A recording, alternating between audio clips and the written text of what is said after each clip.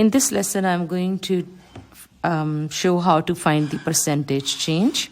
So to find the percentage change, we do this in 2 steps. So in step number 1, first thing is you find the change. Once you have the change, then you find the percentage for that change. Now, this percentage change can be a percentage increase or percentage decrease, depending on whatever is given in the question. So I'm going to start with percentage increase or decrease in this change. We have to find out that. So first thing you can see from here, so we had 120 and then we got 150. So the original amount in this case is $120, and the new amount, the change amount which we got, was $150. So to find, first of all, it is a change, and the change is of $30. Okay, so you can do a new amount minus original amount, which in this case is equal to 150 minus 120, and that gives you $30. So that is your change. And if this change is positive, which means it's an increase, and if this change will be negative, which means it is going to be a decrease. You can find out the change by doing new amount minus original amount, or just looking at that 120 to 150, that means the price increased, which means it has to be a increase. And then you can see the difference. It doesn't matter if you do original minus new or new minus original, as long as you are able to see whether it's an increase or decrease. Okay, if you want to stick to this one, you can also stick to new amount minus original amount. So here the change is $30. Now we need to find out how much is this change in percentages. So we already know original was 120. So we know $120 was 100%, and we need to find how much is $30, right? Now there is again various ways of doing it. First, I'm going to just use for the understanding, I'm going to do, you can see from here, you can use kind of a proportion here. You can use a unitary method here to find first how much is 1%, or you can even see here, because it's simple here, you have 120 and you have 30, which means if I divide this by 4, and if I divide this by 4, this is going to be 25%, right? So you can also use the proportions to do that. So this was easy because of the numbers which we got. So in this case, this is equal to 25% of increase. Okay. We can also do this. Another way of doing this is we can also use a formula here, or I can even show here. So when you have $120, which is 100%, so what is 1% here? So 1% is 120 over 100, which gives you 1.2. And to find the percentage for $30, now we need to find, because we know 120 is 100%. And then we can do actually 1 is equal to, because this is not going to work if we find 1%. Right? Why?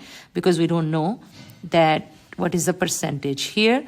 The important thing is that if I need to know the percentage, that percentage has to be on right-hand side.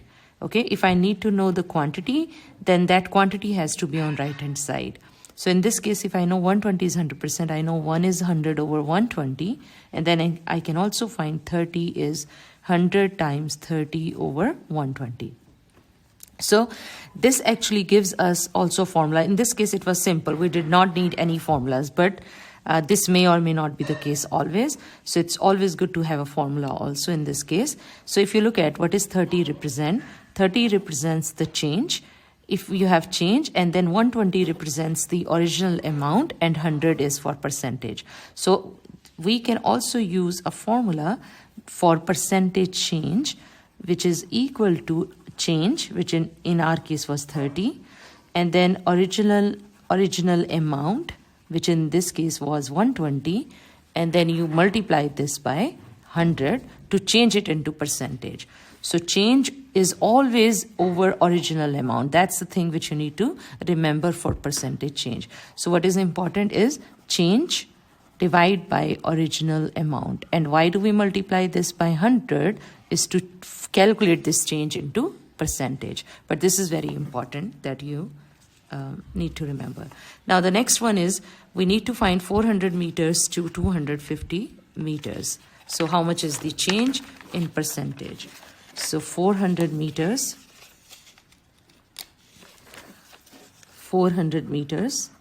to 250 meters. So now this one is your original and this one is your new.